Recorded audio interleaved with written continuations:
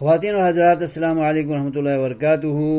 آپ کو معلوم ہے کہ کچھ نمازیں ظہر عصر کی نمازیں سری ہوتی ہیں، ان میں مقتدی ہو یا امام ہو، سب دعاؤں کو اور تسبیحات کو، سب چیزوں کو مخفی اور سری پڑھتے ہیں۔ سورہ فاتحہ پڑھنے کے بعد امام بھی خاموش طریقے سے آمین کہے گا اور آواز نہ سنائی دے، اور مقتدی بھی آمین کہیں گے مخفی آواز میں، اور اگر انفرادی پڑھ رہے ہیں تو بھی مخفی آواز میں آمین کہنی ہے ظہر اور عصر میں۔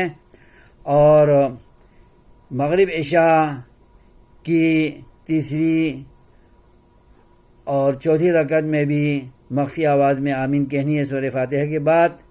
اور سری نمازوں میں فجر کی دونوں رکعتوں میں سورہ فاتحہ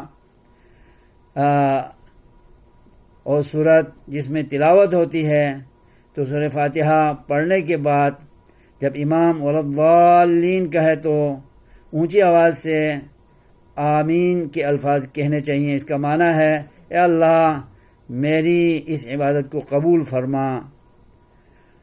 اور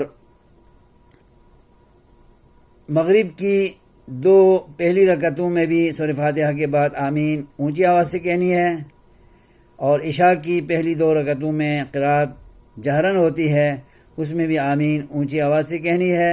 فجر کی دونوں رکعتوں میں آمین اونچی آواز سے کہنی ہے۔ صرف ظہر اور عصر کی چاروں رکعتوں میں آمین سرن اور مخفی طور پر کہنی ہے۔ جہری نمازوں میں جہری آمین اور سری نمازوں میں سری آمین ہے۔ یہی سنت طریقہ ہے۔ اللہ ہمیں عمل کی توفیق دے، آمین۔